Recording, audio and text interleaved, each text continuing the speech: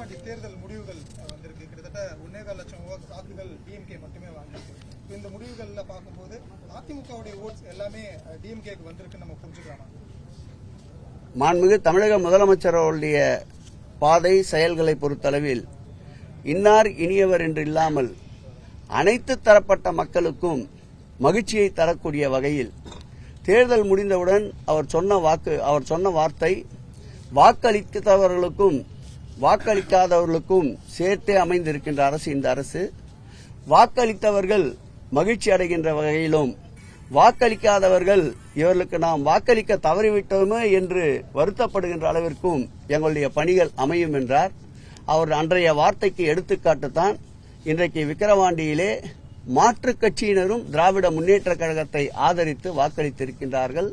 அவருடைய மக்கள் நல திட்டங்களால் இன்றைக்கு மக்கள் நல முதல்வர் என்ற ஒரு மகத்தான பெயரோடு ஒன்றியமே திரும்பி பார்க்கின்ற அளவில் ஒரு வலுவான தலைவராக, இந்தியா கூட்டணியினுடைய வலிமை மிக்க தலைவராக தமிழகத்திலே அமைந்திருக்கின்ற அவர் தலைமையிலே அமைந்திருக்கின்ற கூட்டணியை சிந்தாமல் சிதறாமல் கிட்டத்தட்ட 7 ஆண்டுகளுக்கு மேலாக ஒருங்கிணைத்து நடத்தி வருகின்ற ஒரு அரசியல் தீர்க்கதரிசியாக இன்றைக்கு மக்கள் முழுவதுமாக ஏற்றுக்கொண்டிருக்கின்ற மக்கள் இதயங்களிலே நீக்கமர நிறைந்திருக்கின்ற ஒரு தலைவர். அந்த தலைவரால் கிடைக்கப்பட்ட வெற்றியாக இந்த வெற்றியை நாங்கள் கொண்டாடி கொண்டிருக்கின்றோம். இந்தியா கூட்டணி போட்டியிட்ட தொகுதிகள் இருக்கு இல்லையா, நாடு முழுவதும் அதுல பெரும்பாலான தொகுதிகளில் இந்தியா கூட்டணி தான் ஜெயிச்சிருக்கு. எதிர்கட்சிகள் 1-2 தொகுதிகள் மட்டும் தான் இடைத்தேர்தலில் ஜெயிச்சிருக்கு. இதுதான் இன்றைய நிலைமை, ஒன்றியத்திலே நிலவுகின்ற நிலைமை. தொடர்ந்து இந்தியா கூட்டணி அனைத்திலும் வெல்லும். நிச்சயம் இந்தியா கூட்டணி இந்தியாவில் இருக்கின்ற அனைத்து இடங்களிலும் அதன் பேர் சொல்லும்.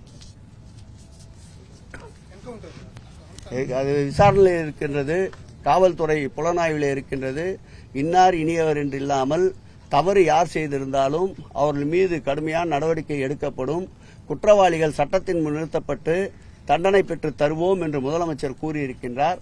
ஆகவே விசாரணையில் இருப்பதால் அது குறித்து கருத்துக்களை தெரிவித்து விசாரணைக்கு குந்தகம் ஏற்படக்கூடாது. நிச்சயம் இந்த ஆட்சியை பொறுத்தளவில் நீதியின் பக்கம், சட்டத்தின் ஆட்சி நடைபெறுகின்ற ஆட்சி இந்த ஆட்சி. குற்றவாளிகள் யாராக இருந்தாலும் அவர்களை தப்பவிட மாட்டார்கள். தேர்தலை பொறுத்த வரைக்கும் நாம் தமிழர் கட்சியில மிக கடுமையான விமர்சனங்கள் திமுக மேல வைக்கப்பட்டிருக்கு. இப்ப தேர்தல் முடிவுகளில் பார்க்கும்போது ரொம்ப சொற்பமான ஒரு வாக்குகள் தான் நாம் தமிழர் வேட்பாளர் பெற்றிருக்காங்க. கிட்டத்தட்ட ஒரு 10,000 வாக்குகள் தான் பெற்றிருக்காங்க. இன்னும் அடுத்தடுத்த தேர்தலில் அவர் வாய்க்குழுப்பிற்கு மக்கள் இன்னும் அதிகமான பாடத்தை கற்பிக்க தயாராக இருக்கின்றார்கள். செய்திகளை உடனுக்குடனும் துல்லியமாகவும் தெரிந்து கொள்ள சப்ஸ்கிரைப் பண்ணுங்க.